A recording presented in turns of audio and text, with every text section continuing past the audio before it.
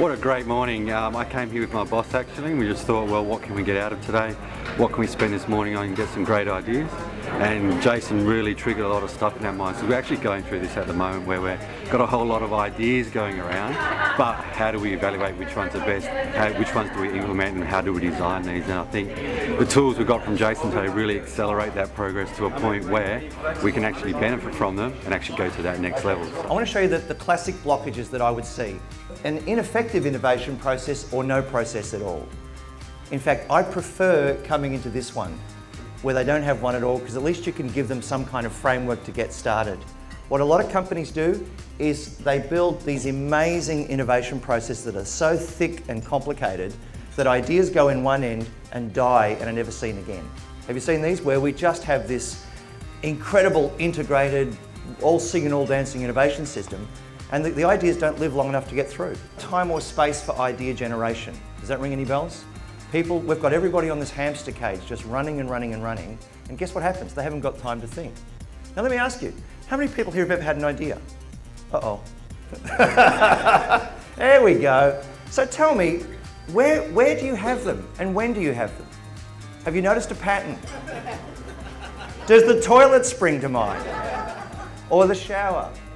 Or long drives? Or sitting under a tree? Or washing the dog? Or just doing something where you're not even trying to think, you're just in that state. Who's had that experience? Right, do you know when it doesn't happen? It doesn't happen when you get in a room full of people and we put the whiteboard, put the butcher's paper up there, and then we all squeeze our foreheads and hope ideas come out. But that doesn't work. You get little drops of blood, but no ideas. And what's amazing is every great inventor and thinker has said the same thing.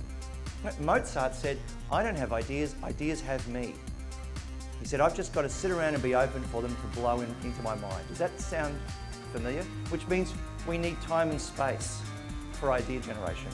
To say, I need ideas now, damn you. It just doesn't work that way. I just love Jason Clarke's presentation today. Thousands of ideas about creative thinking and lots of strategies that I can take back to the business to use. How would they have done this 100 years ago? How would they do it 100 years from now? Yeah? I was in a room full of lawyers and I'd ask them, how could they run a law firm without computers? And they said, it's simply not possible. And all of the senior partners pissed themselves laughing and said, okay, you guys have not been here very long. We've done this in a much simpler way for a long, long time. Yeah? Are you familiar with the concept of nanotechnology? Not nano, nana. Nanotechnology, this is the hot new thing. In the future, you will be doing what your nana did between World War I and World War II. You will be growing your own food, collecting your own water, generating your own power, and probably, repairing stuff, making chutney, changing the distributor cap on your car. The future will be us becoming self-sufficient. So guess what? Your nana is cutting edge. Imagine the most bizarre and disturbing ideas, now tame them. I love this technique. Take an idea which is ridiculous and tame it. Yeah? We're doing one with a company that runs huge databases. And these things are enormous stockpiles of computers, all just churning away, pumping out heat. And of course, they've got to put fans on to cool them, which means more energy, more CO2, the whole lot. And we got a room full of engineers in the room say, okay, how do we fix this? And they said, oh, we just get more efficient technology.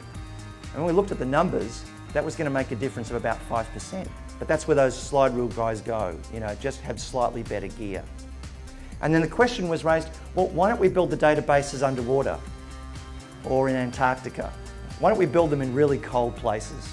In fact, why don't we take the heat from the databases and sell it? Instead of using it as a waste product to be avoided, is it in fact a byproduct that could be used instead? And what they're doing now is they're building their databases underneath council swimming pools and selling the heat to councils. How cool is that? But see, going to Antarctica was a deliberately stupid idea, which the engineers I knew were going to tame down.